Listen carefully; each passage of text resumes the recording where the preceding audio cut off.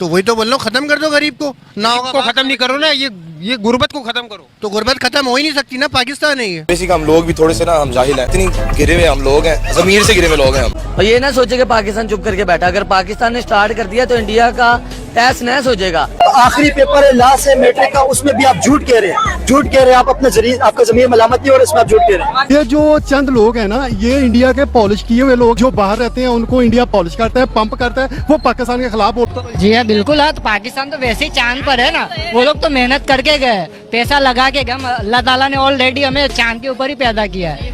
यहाँ पानी यहाँ पर नहीं है, खड्डा खड्डी यहाँ पर, चांद के ऊपर भी वही हाल है, वहाँ का गाड़ी चलती है चांद पे। तो इस वक्त इंडिया आसमानों को छू रहा है और पाकिस्तान है जमीन गटर नालों को छू रहा है। ओ भाई कहाँ तो आसमान है, गए हो आप इंडिया? भाई इंडिया यार चांद पर से होकर आया, पाकिस्तान में अभी नहीं गया था। इंडिया जो है रशिया के साथ एक बहुत बड़ी इकोनॉमी डील करने जा रहा है, तो पाकिस्तान क्यों पीछा है, ये मुझे बताएं। पाकिस्तान उनको चांस दे रहा है कि आगे बढ़े इंडिया, तो इससे पाकिस्तान को क्या बेनिफिट होगा? उसको बहुत बेनिफिट होगा।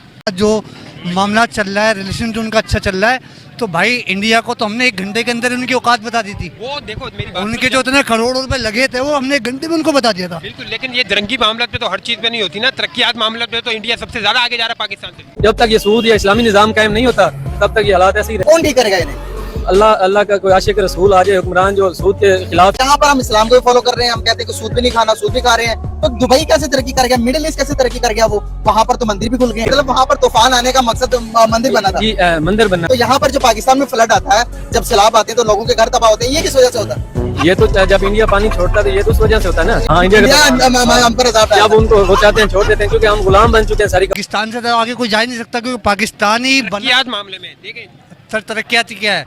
इनसे इन्होंने कहा कि कराची को हम पेरिस बना देंगे, ठीक है, इनसे बना नहीं तो उन्होंने उठा के वो सिंध बना दिया। ये जो चंद लोग हैं ना, ये इंडिया के पॉलिश किए हुए लोग जो बाहर रहते हैं, उनको इंडिया पॉलिश करता है, पंप करता है, वो पाकिस्तान के खिलाफ होकर वहाँ सर्वे करें। वो पाकिस्तान को इतना अच्छा कहते हैं अफगानिस्तान, हाँ इंतहा से ज्यादा। बोला कि चंद लोग ऐसे हैं जो इसे हमारे साथ नफरत करते हैं, बाकी नहीं करते। मुसलमान है, मुसलमान सिर्फ हम है, वो मुसलमान नहीं। अफगानिस्तान वाले नहीं तो इनकी जो हरकतें हिंदुओं के साथ मिलकर जो करते हैं, ये मुसलमान वालों करते हैं। हिंदुओं के साथ ट्रेड करना गलत बात है। ट्रेड तो करना कोई गलत बात नहीं है, लेकिन जहाँ कोई दीन की बात आती है तो वहाँ स्टैंड भी लेना। कश्मीर जो है इंडियन ऑक्युपाइड कश्मीर, उसका कॉन्स्टिट्यूशनल स्टेटस से अलग है। वो उसका वो स्टेटस नहीं है जो पाकिस्तान का है, उसको दुनिया डिस्प्यूटेड टेरिटरी कहती है। मैं सिर्फ इतना कह रहा हूँ सर, वो तो हमारी भी डिस्प्यूटेड टेरिटरी है, बल्कि हमारे तो जज साहब ने ये तक कह दिया था फॉरेन टेरिटरी।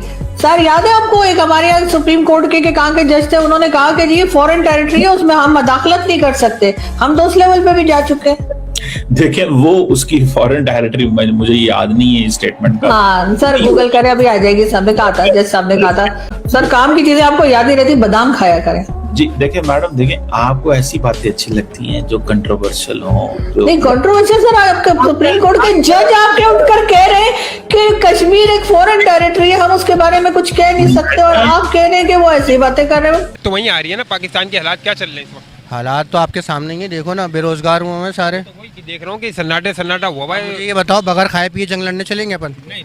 तो अबे भाई तो रोजगार तो करो, स्कीम तो दो। ये देखो क्या हाल कर दिया, बताओ मुझे, जवाब दो आप। यार ये तो बड़ा लोगों का नुकसान हुआ है, बड़े रोजगार। अब मुझे बताओ, इस सूरत में जंग लड़ने नहीं आएंगे लोग क्या? अपने घर में ही लड़ाइयाँ हो रही है, तो वही तो बोल रहा हूँ, खत्म कर दो गरीब को। ना होगा को खत्म नहीं करो ना, ये गुर्बत को खत्म करो। तो गुर्बत खत्म हो ही नहीं सकती ना, पाकिस्तान है ये।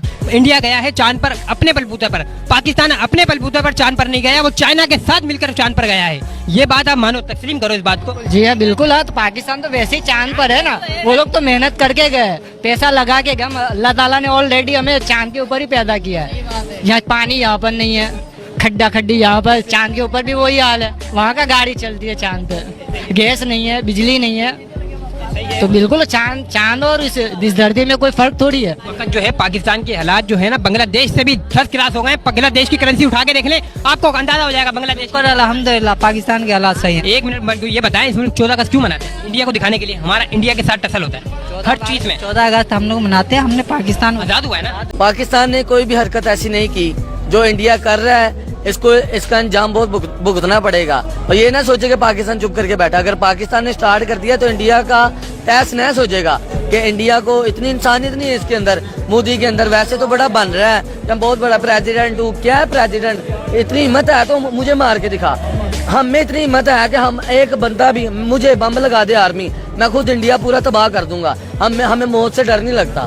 बट बेसिकली हम चाहते यही है कि पुरअमन तरीके से इस बात को हल किया जाए, ना कि जंग की जाए। अगर जंग की बात होगी तो हम खुद बम लगा के टैंकों के नीचे बैठ जाएंगे। ये इनको पक्का है कि पाकिस्तान की कौम एक एक बच्चा डरता नहीं है। भारत देख रहा है, भारत देखेगा, क्योंकि अगर भारत में कुछ होता है तो आप फौरन वहाँ पे आके दूरबीनें लगा के बैठ जाते हैं। तो सर वो भी यहाँ पे देखेंगे। कश्मीर डिस्प्यूट तो है हम दोनों के बीच में। सबसे पहली जो ताकत है वो सारी इसराइली है।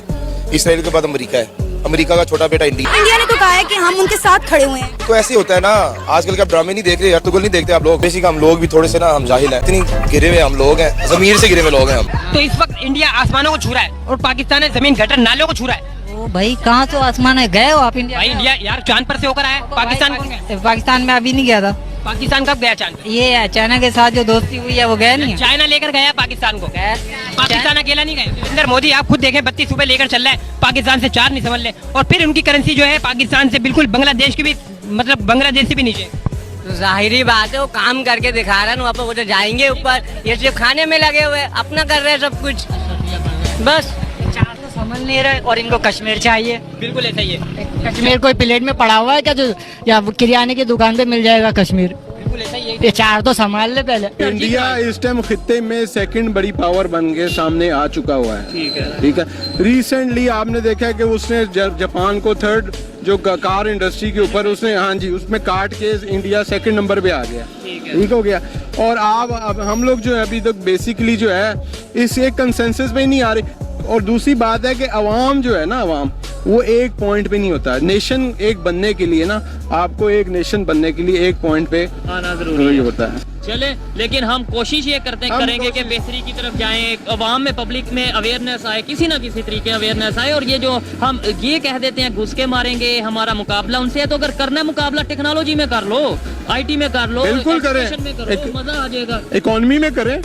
आखिरी पेपर है, लास्ट है मैट्रिक का, उसमें भी आप झूठ कह रहे हैं, झूठ कह रहे हैं। आप अपना जरिए, आपका जमीर मलामत नहीं हो रहा, इसमें आप झूठ कह रहे हैं। झूठ तो पूरा पाकिस्तान सारा झूठ से चल रहा है। आप क्यों इंटरव्यू ले रहे हो ये तो बता दो। ये चिटिंग के खिलाफ बात क्यों साहब ने चीटिंग की थी? आप नहीं, आपको क्या लगता है चिटिंग के खिलाफ बात करनी चाहिए नहीं करनी चाहिए? करनी चाहिए। आपको अच्छे बुरे का तो पता है ना। वो तो पता है चिटिंग अच्छी है या गलत है। चिटिंग अगली बार में रोक दो।